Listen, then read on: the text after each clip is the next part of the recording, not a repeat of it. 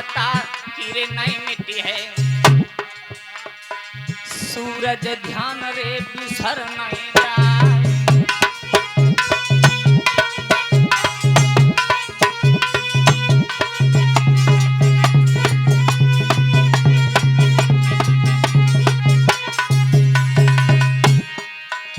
और होनी आई गई दस कंधर पे, वन से सीता को लो चुराए।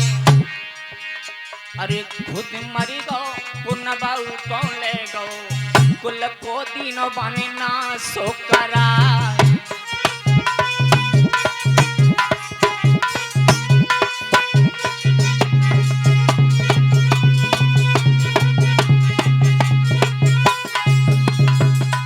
आज महाराज उन्हीं भस्मासुर ने सोचा कि हमें भगवान भोले बाबा की तपस्या करनी चाहिए, और जब सोचा कि तपस्या करनी चाहिए तो उसी समय वो भस्मासुर खड़ा हुआ और कैलाश पर्वत पर पहुंच गया है। अब तो कैलाश पर्वत पर जाकर के भगवान भोले बाबा की तपस्या करने लगा। एक दो दिन नहीं, महीना नहीं, बरसों से व्यतीत कर दी, लेकिन भगवान भोले बाबा के दर्शन नहीं हुए।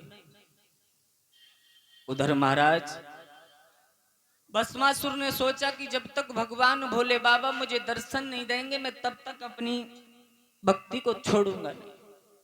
लेकिन महाराज विधि का विधान कि तप में और बैठो छाती ताने, अरे बर सोसी दैया बिताई।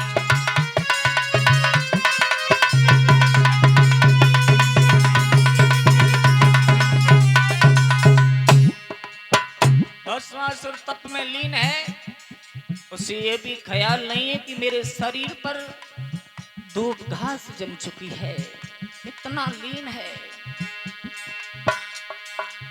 तप में छाड़ो छाती तान, अरे बर सोसी दैया बिता।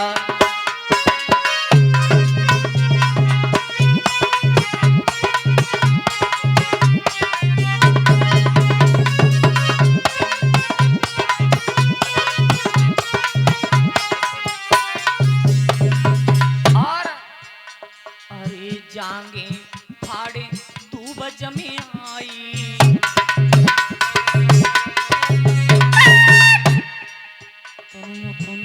जाने सूरत भुलाई।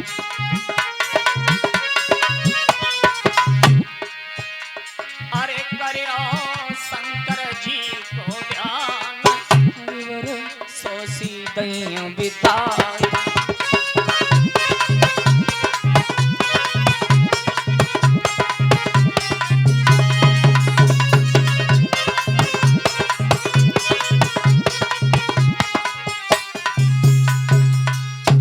भगवान भोले बाबा की तपस्या में वर्षों व्यतीत हो गए, लेकिन भगवान भोले बाबा के दर्शन नहीं हुए।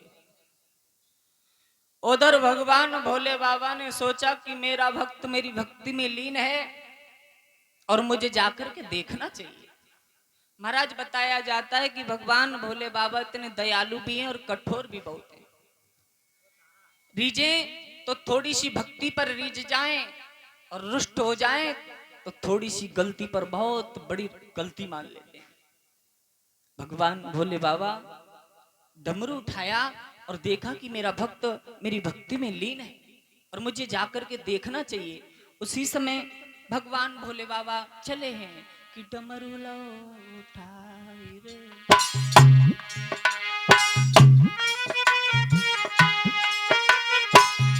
भगवान भोले बाबा ने डमरू को हाथ में लिया और चले हैं, अरे डमरू लो उठाई रे, कैलाश शिखिर गए आए रे, देखी तपस्या भस्मासुर की, भोला गौ हरसाए रे।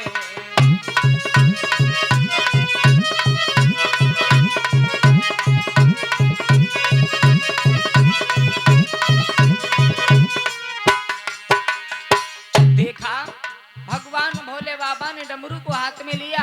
भस्मासुर के पास में बैठ गए और जाकर के देखा, अरे भस्मासुर के पास में पहुंचे और कहिए बात यूं समझाई, मांगे मांगे वरदान बलि तेरे सम्मुख गौ में आई।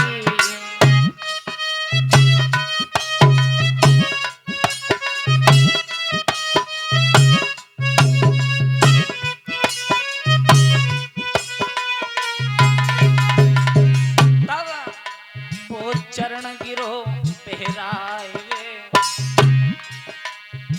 भोला गए हर साय रे, देख तपस्या भस्मासुर की, भोला गए हर साय रे।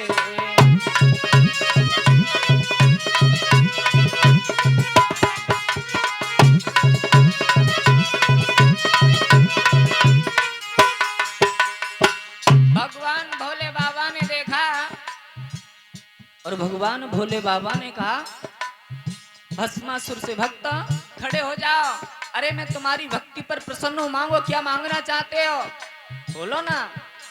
भगवान भोले बाबा ने कहा, मांगे मांगी वरदान बलि तू, जो मांगे सोई पावे गो, तेने भजन करो है मेरो, व्यर्थ न तेरो जावे गो।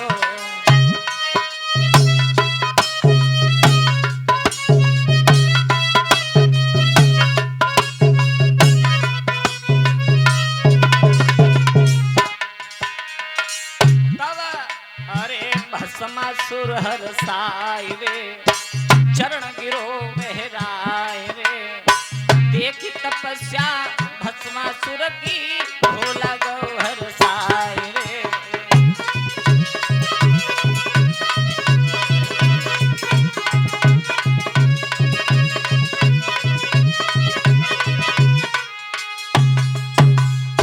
भगवान भोले बाबा को सम्मुख देखा है तो भस्मासुर खड़ा हो गया और हाथ जोड़ करके चरणों में गिर पड़ा है। भगवान भोले बाबा ने कहा, भक्त मांगो, क्या मांगना चाहते हो हैं? अरे जो वरदान मांगोगे मैं वही दे दूंगा। क्यों? क्योंकि मैं तुम्हारी भक्ति पर प्रसन्न हूं। भस्मासुर ने हाथ जोड़ करके कहा, प्रभु यदि तुम मुझे वरदान देना चाहते हो तो मुझे कुछ नहीं चाहिए, सिर्फ एक वरदान दे दीजिए। बोले मांगो। अरे मैं तुम्हारी भक्ति पर प्रसन्न हूं, एक नहीं 2 वरदान मांग लीजिए, मैं तुम्हारी वरदान देने के लिए तैयार खड़ा हूं। लेकिन महाराज कहा है कि भगवान भोले बाबा बड़े दयालु हैं, भंडारी।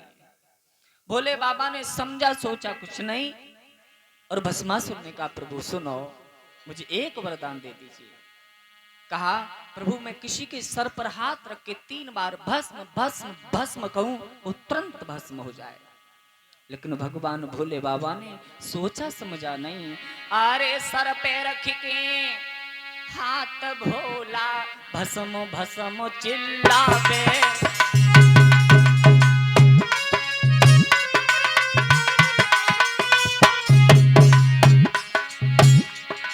और 3 बार के कहने से बात तुरंत भस्म हुई जावे।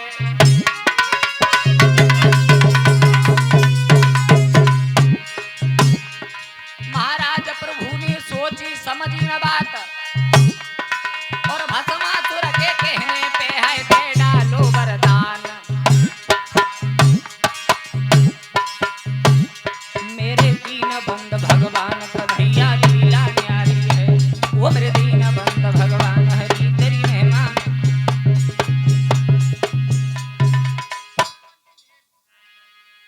और ये 51 रुपए भूरी देवी सिरमपुर जी की बहन जी होती हैं, भगवान के हरि कथा में दान दे रही हैं, भगवान अच्छा कर रहे हैं। ओरे मुरली वाले श्याम कन्हैया मेहमान यारी।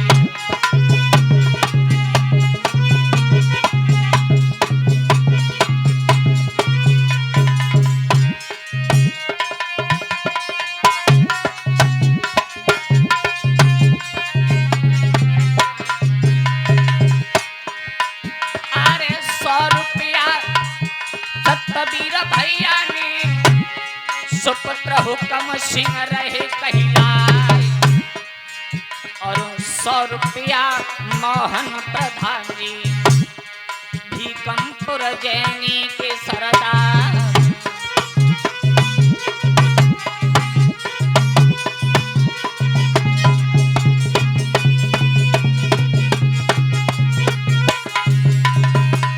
और ₹51 गौरी शंकर अरे सभा मध्य में गए भिजवा।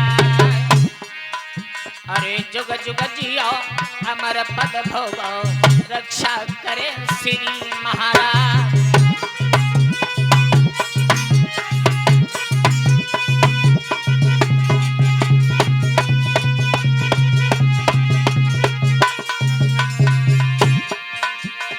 अरे मन भजले मूर्ख बाबरिया सत संग सुधा सागर में। अरे मन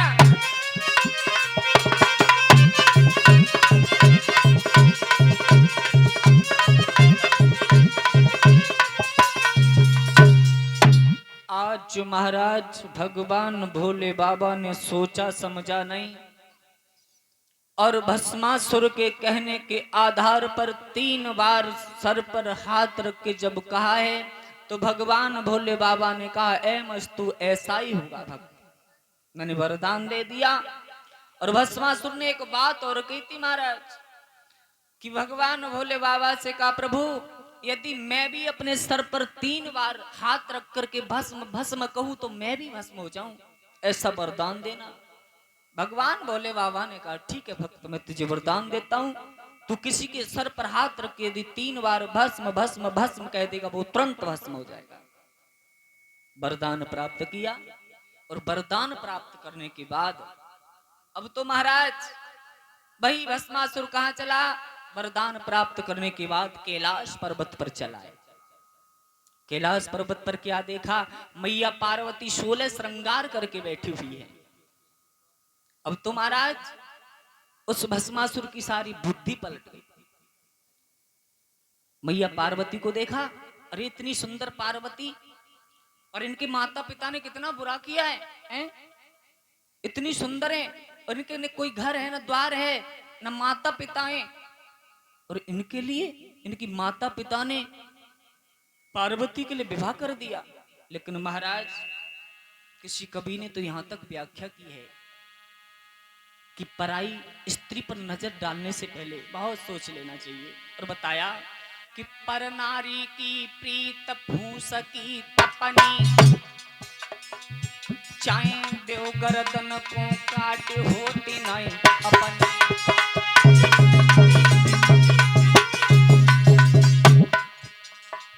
पराई स्त्री से प्रेम करने से पहले बहुत सोच लेना चाहिए। कवि ने व्याख्या की है प्यारे, अरे पर नारी की प्रीत भूस की तपनी,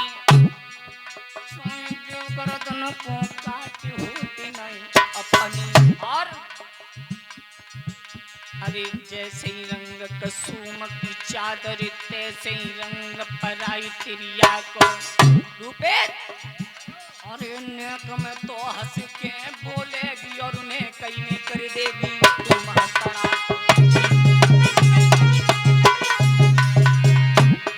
और बताया धोबी की नाद को कहा बिगड़े जमे महल छूटे सब ही कपड़ा को। अरे ओ सन प्यास बुझत नहीं भैया तसे नीर भलुए अपने ही घड़ा को।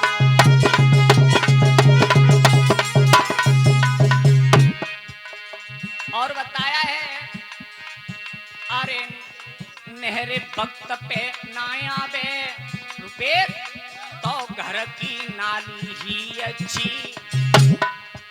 इन ब्यूटीफुल बद चलन नार से तो काली काली।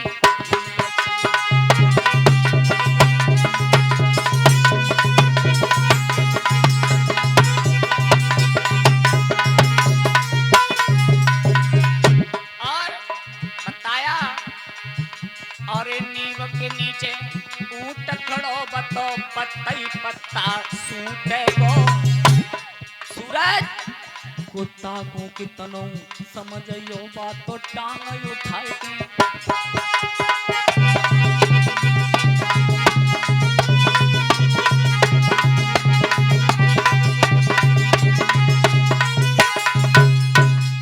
देखा मैया पार्वती को इतनी सुंदर है, सारी बुद्धि विपरीत हो गई, बुद्धि पलट गई। सोचने लगा यदि मेरे घर में इनका विवाह हो जाए तो इन्हें रानी बना करके रखूं।